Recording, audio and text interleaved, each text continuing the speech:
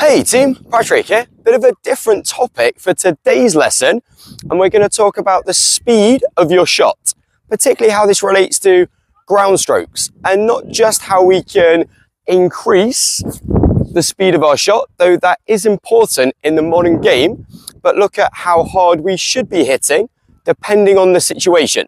So let's get into it. Firstly, let's understand that in a point situation, we can put our shot into one of three main categories. We're either in neutral, we're rallying, we're attacking, or we're defending. And if 10 out of 10 is as hard as you will hit, and 1 out of 10 is as slow as you will ever realistically hit within a point, then we want to stay around a 7 out of 10. Now, this is unique to you. It's your 7 out of 10. It should be a speed that you feel very comfortable, that you can get the ball in most of the time, as this will be the zone that you will live in the majority of the time.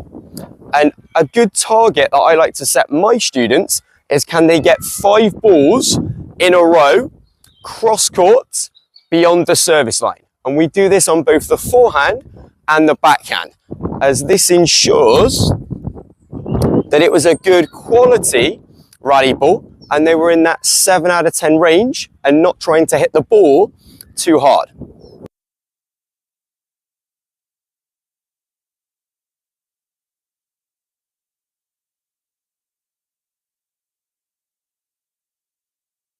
We then have the ability to increase our speed on offense or decrease our speed on defense.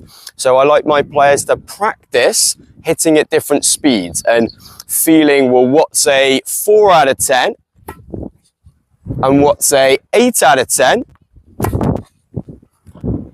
and being able to control their speed. A mistake players make is to confuse using the correct mechanics, such as the kinetic chain and leading with the body and staying very loose and relaxed and passive with the arm, with hitting the ball as hard as they can. But they're two separate things. I had a student I was working with recently that was pushing with their arm, which is a very common mistake I see players make on the forehand. So I was trying to get them to use their entire system, and suddenly they started launching the ball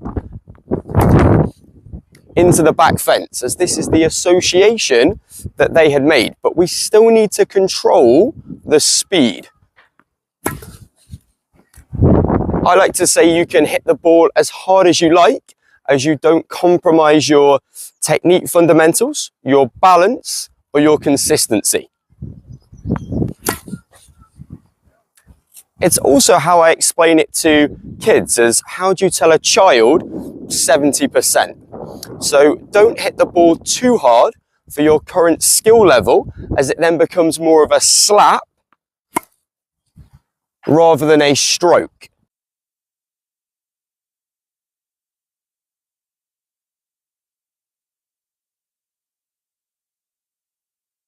Now, you will naturally increase the speed of your ball over time, but it's like if you're learning to drive a race car, you don't just jump straight in an F1 car or you'll crash. And that's like missing in tennis. You might start in a rally car and then a Formula 3 car and a Formula 2 car and work your way through these levels. At the beginner level, all you need to do to win a point is get the ball over and in play, and your opponent is likely to miss. And then at the intermediate level, you have to be more consistent, but control is still more important. And then at the advanced recreational level, well, now you might need more speed to pressure your opponent, as players don't make as many mistakes. But at all levels, you still have to, what I call, look after the ball.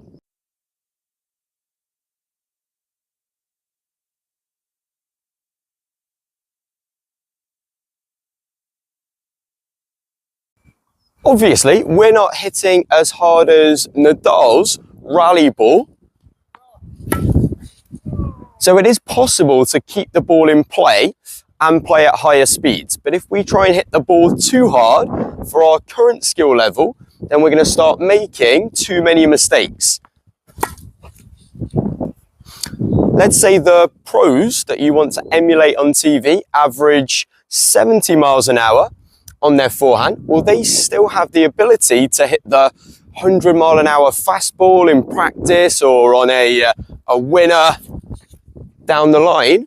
So they're not hitting as hard as they can every time, but around 70% on their neutral ball to ensure consistency. It's also a misconception that pros are hitting really close to the net. And I have recreational players say to me that I wish I could skim the net like the pros, but the pros are still playing with good margin for error over the net like us.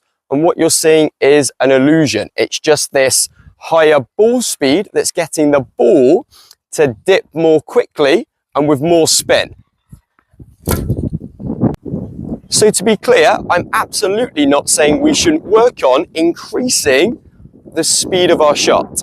It's clearly very important in the modern game when you look at players at the top, like Alcaraz and Sinner.